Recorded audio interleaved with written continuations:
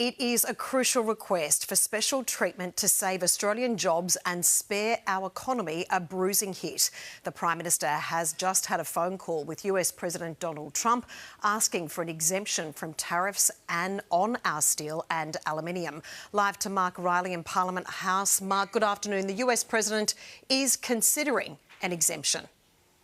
Good afternoon, Tash. Yeah, and it seems Australia might be the only country he's doing that for, putting a pretty big smile on the Prime Minister's face this morning. They've agreed on a form of words to say an exemption is under consideration in the interests of both countries. Big news, but this is Donald Trump, so nothing is straightforward. Moments later, Mr Trump signed an executive order declaring no exceptions, no nothing, but when asked about Australia, said he was considering an exemption as a special case because, unlike other countries, we run a large trade surplus in America's favour. And he had some kind words for Anthony Albanese. Let's hear from both men. I just spoke to him, very fine man, and he has a surplus. I mean, we have a surplus with Australia, one of the few. And the reason is they buy a lot of airplanes. They are rather far away and they need lots of airplanes. I told him that that's something that we will give great consideration. I presented Australia's case for an exemption and we agreed on wording to say publicly, which is that the US President agreed that an exemption was under consideration. My government's got a record of getting things done in Australia's national interest. I'll continue to do so. And Mark, very interestingly, a Democrat congressman has gone into bat for Australia. Yeah, very forcefully. Democrat Joe Courtney, the co-chair of Congress's Friends of Australia caucus and a central figure in the AUKUS negotiations, quite fired up overnight, saying whacking tariffs on Australia would be an insult. Let's have a listen. Instead, what we're seeing is a completely needless, almost insult to the people of Australia by raising tariffs of Australian products coming into this country. At the same time, we are working with them and they are buying 3 nuclear submarines. Another word of caution, though, the exemption from the first Trump administration's tariffs took 8 months to secure. And we know with Donald Trump, anything can happen and often does. So not a done deal, Tash, but a big political win for Anthony Albanese and a particularly important one in the shadows of the election, Tash. Absolutely. More to play out here. Mark Riley, thank you.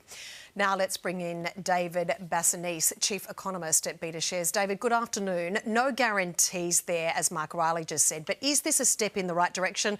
It's encouraging they've at least had a phone call.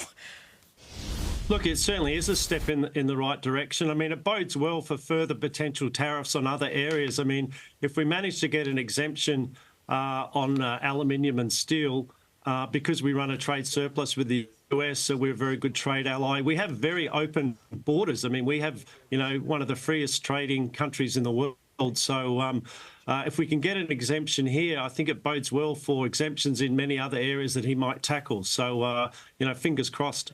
Now, in regards to Mr Trump's stance, he said this is all about protecting domestic production and jobs in the US. So domestically, Mr Trump would be winning by putting these tariffs in place, but it's not good for us.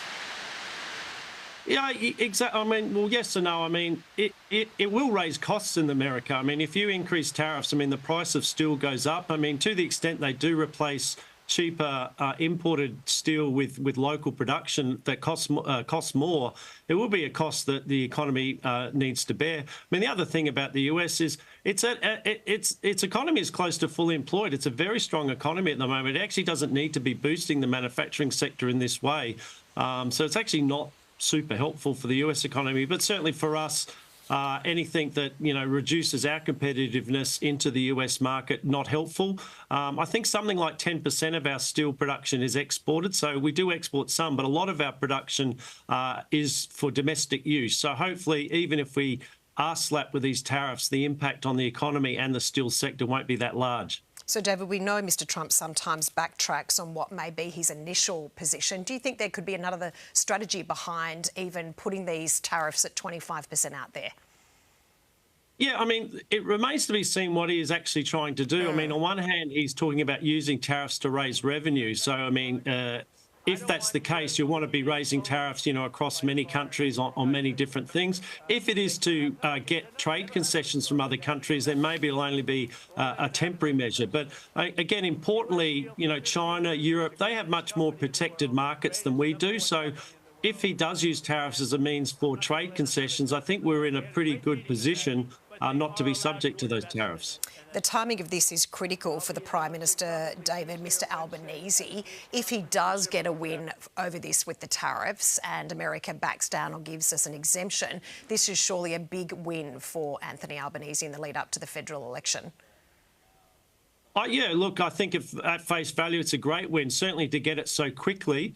Having made that call and getting Donald Trump to at least be open to the idea as quickly as he's done. Yeah, great win. Hats off to the Prime Minister if he can pull this off. We'll wait and see. David, thanks so much for your analysis this afternoon.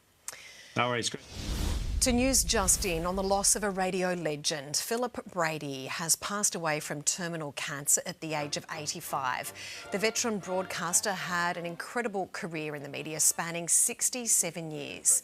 It was only earlier this month that he'd announced his retirement from 3AW in Melbourne, the station today remembering a giant friend who will be greatly missed.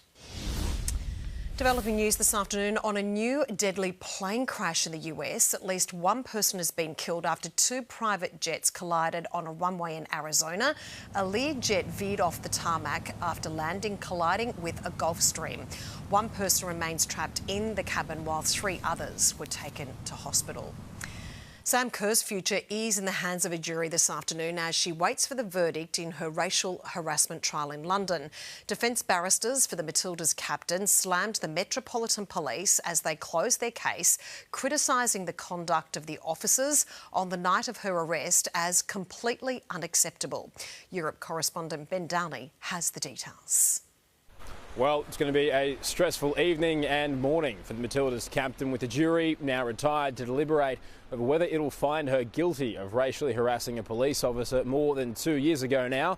And the judge has ordered that jury to come back with a unanimous decision, all 12 members. How long will that take? Well, it's not certain, but today the jury only had about an hour's deliberation before they were forced to be dismissed after the judge handed down his remarks. Just enough time to go through that body-worn camera footage we've all seen now, where she calls that officer stupid and white. Tomorrow they'll need to reconvene at 10:30 local time and have to go over not only the Matilda's captain's evidence, but also the evidence of her partner and mother of child, Christy Mewis, and of course the police officer's evidence as well. Only when they can answer the following three questions can they come back. One, did Sam Kerr intend to cause that officer harassment, alarm and distress? Two, did that officer suffer harassment, alarm and distress because of her comments?